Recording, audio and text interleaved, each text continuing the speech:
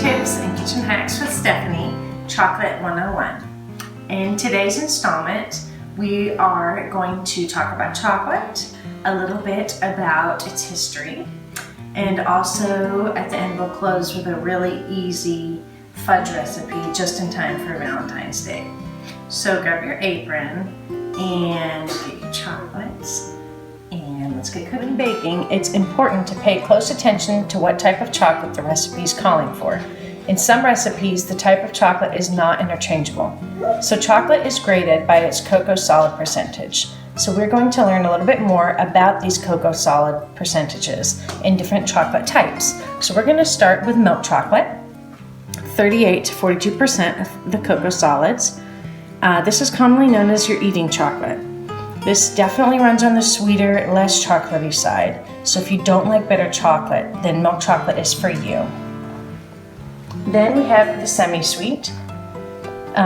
This has a more pronounced chocolate flavor than milk chocolate, and as you can see, it has a higher percentage of those cocoa solids.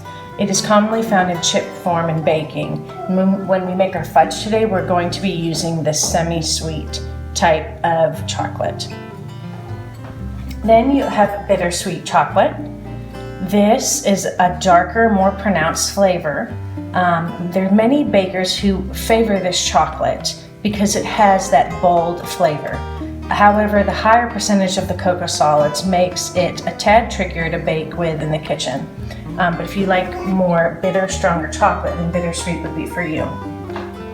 Now we have two more types. So you have unsweetened chocolate, which is 100% of the cocoa solids. So there is no sugar added to unsweetened chocolate. It is extremely strong.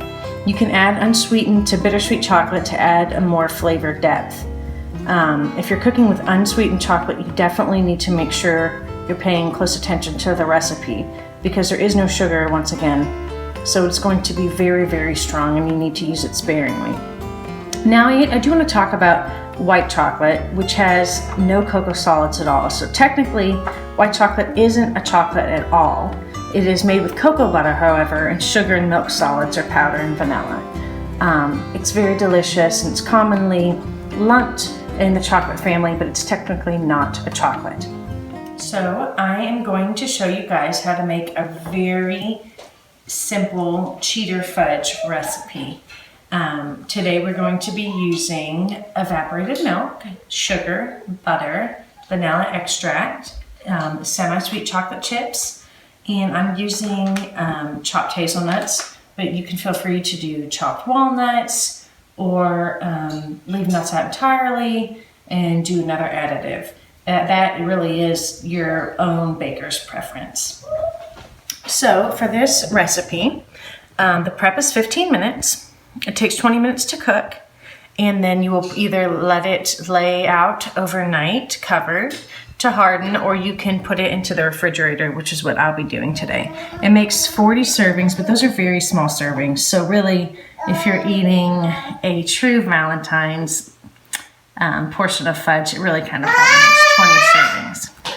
Yes, and as you can see, babies get very, very excited about cooking fudge as well. So don't forget to share some of your easy Valentine's Day fudge with them. So let's get started on our easy cheater fudge recipe. So we want to prepare a pan. It's going to be a 9 by 13 pan. You can either spray it with a nonstick baking spray, or you can put some wax paper in it, which is what I did. I'm having my recipe, but for you all, I'm going to give you the full recipe amount, which yields the 40 small servings of fudge. So I already got the first part started here.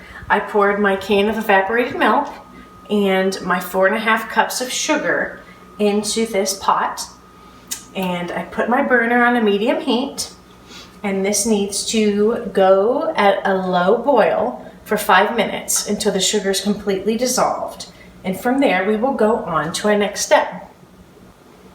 All right, now that our evaporated milk and sugar have been on a low boil for 5 minutes, we are going to remove it from the heat now, and we are going to begin adding our other ingredients.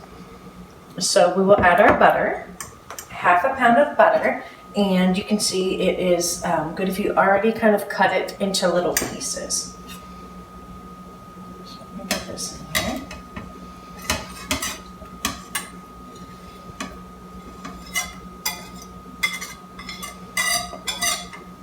And then we're also going to add our chocolate chips, 18 ounces of the semi-sweet chocolate chips. Start to mix this mixture here.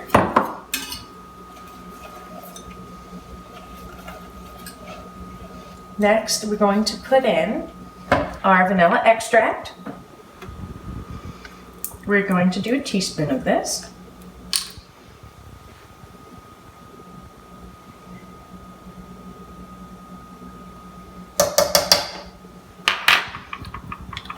Now we will stir this mixture until it's melted and smooth, which won't take long because it's already very warm from being on a low boil.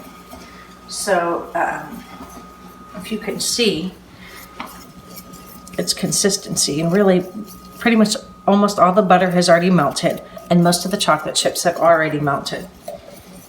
From here now, since really this melted so fast, we're going to pour in your nuts if you'd like to do that.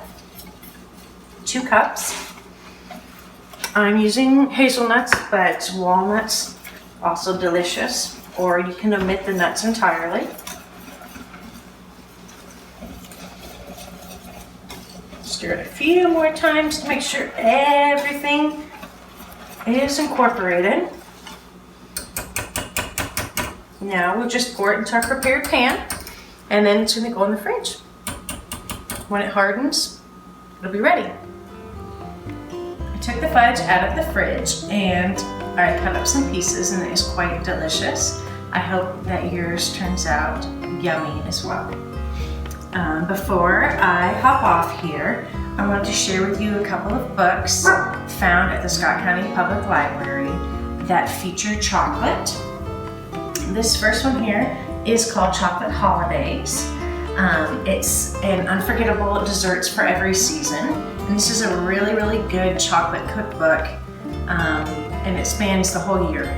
So it has Valentine's treats, stuff for Easter, things for summertime picnics, and then of course all of the scrumptious Thanksgiving and Christmas treats. So this is a really, really fun, easy to follow cookbook. We also have this really fun one that's shaped so cute. Oops, this Nutella cookbook. And this features recipes all made with delicious Nutella. And this is also definitely worth a check out. It's a fun one. I just want to fall over. We also have this is a history book. It's called The True History of Chocolate. And it goes into the background of chocolate from antiquity up into our modern age. Very, very interesting. And last, we have the chocolate chip cookie, the Search for the Chocolate Chip Cookie cookbook. And there's 100 different cookie recipes that are all award-winning from across the United States of America in it. So this is also definitely worth a check out. Once again, this is Stephanie from the Scott County Public Library in Georgetown, Kentucky. Thank you for tuning in, and I'll see you next time. Happy Valentine's Day.